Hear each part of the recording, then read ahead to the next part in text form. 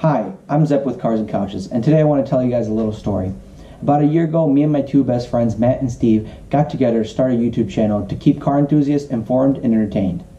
We welcome any and all feedback that you can give, so please comment on our videos and even email us. We will want to give you what you want to see. Right, and we appreciate all the support we can get, so please give us a thumbs up and subscribe to our channel. Thanks. Hey guys, and welcome to another episode of Cars and Couches Couch Talks. Today, Zep and Steve are going to be talking about a couple topics that I apparently have absolutely no idea about.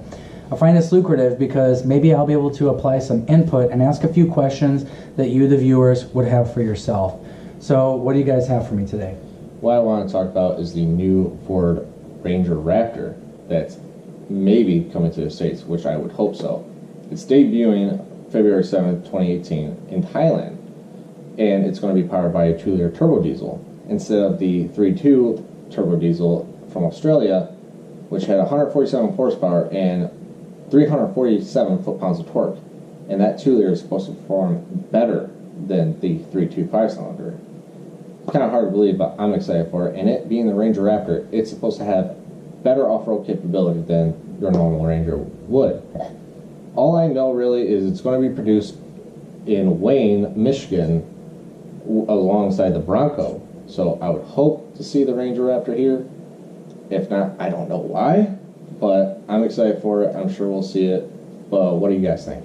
Yeah, that is very exciting, but I guess what I'm kind of confused about, so this is obviously, you know, a revival. I guess Ford is bringing back the Ranger. So what makes this Ranger Raptor-esque, I guess I should say?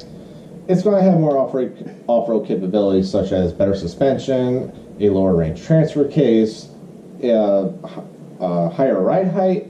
I mean, just those nominal things that you would normally see. And a Raptor. Yes. Awesome. Yeah, that sounds good. Now, what more do we know anything about this car? Like, is there a lot of stuff that's out there? Like, I mean, do we even have any idea about cost or price? Not really. Like I said, there's not a whole lot of information on it, other than it may have this power plant. Honestly, in the U.S., I don't think it will have that 2-liter 4-cylinder turbo diesel. I think it will actually carry the 2.7 V6 that we've been hearing a lot about in the recent time, but it's too early to tell. I mean, it's supposed to debut in 2019, so a lot can change in those couple of years. Right, right. I kind of want to go off that price, discussion you guys were having. That's a big deal for me because they already have a Raptor, and you already can get an F-150 with the off-road package, right? Right. So what is the appeal? What is going to be the price appeal of the Ranger? It has to be something that it's not that close, off of the Raptor, because then you're just going to go with the Raptor, or you might just want to go with the full, F-150. So you're thinking that this is going to be a lesser expensive, I guess, Raptor that somebody can yeah, it looks cool. It's still off-road capabilities. It's a Raptor, and it's more affordable. So I was hoping it being significantly cheaper than the current F-150 Raptor, and maybe close to the same price range as a decently loaded F-150. Yeah. So because if not, I can't see the appeal here in the States. Because we don't really care that much about gas mileage and all that stuff. Having smaller vehicles, especially when you're talking about trucks. I mean, Are there any pictures of this or anything that we can see on it? Couple spy shots, a little bit of Ford media going out, but not too much. What I think this truck is supposed to be, though, is a ZR2 competitor, the ZR2 Colorado. Yep. And me personally, I like a smaller truck, and even with So this is smaller than an F-150 then? Of course, but so you're going to have your regular Raptor, you're going to have your F-150. The Ranger is supposed to be the even smaller truck. right, smaller cab, smaller bed, but like a Ranger nowadays is like the size of an older, say 2000-ish, 2005-ish F-150. It's not a small truck by any means. It's just smaller than the mass. So it's smaller than what they have now, but it's okay. Yeah. So that's really interesting. I mean, to be able to get a truck for maybe a more affordable price, different. Maybe some people did like the older style, the smaller truck instead of, because it's not really that small like you're saying. I guess I understand that. As long as but I believe that if the price range has to be right for I would imagine that if the Ranger Raptor, if we're imagining that the Raptor is going to be like the top of the line, the nicest truck, and we know that the Ranger is actually the smallest truck that Ford is gonna have for us, and hopefully in the United States market. I'd be assuming that probably the Ranger Raptor is probably gonna cost as much as I feel like it couldn't cost as much as a fully loaded F-150. It can't cost as much as the top of the line F-150, or even the bottom. Oh, not the bottom, but even an average F-150. You know, where I would put it is maybe a second tier trim level of an F-150 price. That would be nice. So that like would an XLT. Yeah, exactly. That would be. That's what I would think would be great. That would be nice. Or somewhere between XLT and Lariat. Okay, gotcha. Well, that's I think that's a great idea that Ford is if Ford brings that here, I think it'll actually sell. Oh, it'll be great. But I want to move on to yeah, that'd be awesome. But I want to move on to some more Ford news. Ford. Yeah, more Ford, but it's a little more disappointing. So lately, the Ford Focus RS has been having a little bit of issues. So what's happening is they're seeing around 6,000 miles and up. They're seeing that coolant is getting into the combustion chamber when the car's running cold, and it's causing damage. So what's happening is some people are seeing bonehead gaskets and warping, different things like that. Mm-hmm. So Ford, if you of course have done no modifications to your car, anything like that, warranty's still there. If you have major damage, they'll replace the long block, but if it's a lighter damage that they can repair, they'll just replace whatever they can repair and fix. However, they're starting to worry about maybe there being some kind of lemon class action or something that people are going to get together and say, listen, we're having all issues with the same car and you guys got to fix this, and then Ford's going to have to dish out a lot of money to fix the problem at hand. So I'm kind of concerned about that. And again, it's the 2.3 that is also in the EcoBoost Mustang. Mm-hmm. And I've been hearing, part of a lot of Mustang pages and groups, I've been hearing that the 2.3 here and there has problems as well, but not as bad as the RS has right now. So this is a big deal. Yeah, it's a big deal. Yeah. Ford knows about it. They do. So I guess for the people that currently are driving the Ford Focus RS, they're still covered under warranty. Be it that they didn't, make any modifications to the car, but going forward, how is Ford handling this? What have they come out and said anything about it? Have they, I guess, done anything, or what are they going to do going forward so that something like that doesn't happen? Because that's terrible. So they haven't responded to it yet. It's been just happening. I mean, the RS is not that old yet. A lot of people, some people have been driving it more, but maybe they didn't do mods, maybe they did, but they're just starting to see it now over 6,000 miles. Some cars, as soon as 20,000 miles, have the problem. So it could be anywhere from 20,000 to 100,000 miles they have this problem. But Ford has not responded, and they don't have a solution for this yet. But I'm interested to see, because that's a design flaw with the engine. But you know what?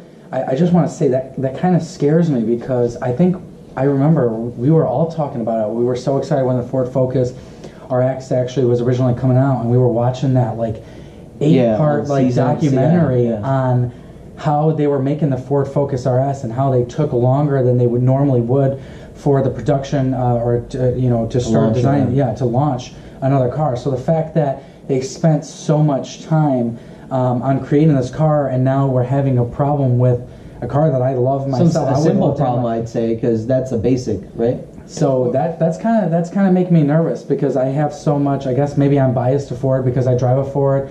I have family who works for Ford, and Ford it happens to be my favorite. So I'm kind of really disappointed to hear this, and I really hope that they can come out and fix a problem like this, and let alone actually make it so that they never have a problem like this for the future designing of cars. Here's what I take from it. That engine is largely based off of the 2.3 from, say, the Mazda Speed 6. There has to be some sort of design change, or maybe a part defect that's largely based for it to happen that soon. You're talking about 6,000 miles is the earliest, right? Well, they're seeing signs around 6,000 miles, and then as soon as 20,000 miles, they'll fail. And then something I forgot to mention too, to look out for is white smoke out of the tailpipes, which is it's a common. Everybody knows that, but I wanted to mention that so people know what to look for. Right. Well, go ahead. But for it to happen that early, there has to be some sort of internal problem with it, so there shouldn't be any reason for that to happen. I mean, that's just, you see a head gasket go 100 plus, 150 plus on most cars. and with the same symptoms, but Really? I mean, that early, there's no way unless there's something designed wrong. Yeah, and you know what? I guess the sad part about it is, you know, whenever there's something wrong with a car, especially when you're under warranty, or whenever it's such a big thing that is happening to cars that the actual company knows about it, you know, like they're aware of this, there's no way that Ford's going to leave you in the dark. They're not going to help you out. But I guess what sucks is when parts start going wrong in your car, all the time that you're going to have to waste taking it to the shop, like that's just a huge hassle. And so you know, I guess, like I said before, I really hope that Ford can correct a problem like this so that it doesn't escalate to any future vehicles or in the designs of any other future vehicles. Ford usually doesn't disappoint when they acknowledge something that's wrong, other than the 5.4 Triumph. You'll read up on that, you'll know more. But anyway, when they have this sort of a problem, I mean, it needs to be fixed. Like I said, there can't be anything wrong. That engine, most EcoBoosts, at least in my opinion, are pushed to darn near the limit. I mean, you're talking about, how many pounds of boost does that thing run? The 2.3 RS. the 2.3 RS? I'm not exactly sure, but I think about 18 pounds. 18 pounds. That's a significant number. I think it's in the high teens at least. Yeah. Because I mean, what's the Mustang 2 though? It's running high teens, but not as much because of course the EcoBoost Mustang doesn't have as much power, but it's still pretty high up there. That accounts for the maybe 30 horsepower more than the RS. Yeah, whatever it is. Yeah. I think this engine strained a little bit too much, and there maybe wasn't as much testing as there should have been, or on the strain and extended testing. Yeah. If you have an RS or even a Mustang Turbo, you're going to drive it hard because that's what you're supposed to do with that thing. Right, absolutely. Right. I mean, I would. That kind of car, yeah. You gotta drive it. You can't just, especially Ford Focus RS. It has drift mode. Yeah, exactly. You're not gonna drive it. It's got drift guys, mode. check this out. I just spent $40,000 on this thing. I'm just gonna keep it in my garage. Yeah, because it'll blow up. So hopefully, it's not a Focus ST successor, in that realm. So hopefully Ford fixes that. Yeah. Like I said, largely based off that 2.3 from the Mazda Speed 6, it has to be something that they did something maybe small, not account for. Is there anything else that you guys want to add or maybe talk about? Oh, that was it. We're good. We're all good. Hey guys, we appreciate you guys watching this video. Like I said, we always appreciate the support, so please give us a thumbs up, subscribe to our channel, and please stay tuned for our videos that we're going to be releasing soon. Thanks. Bye.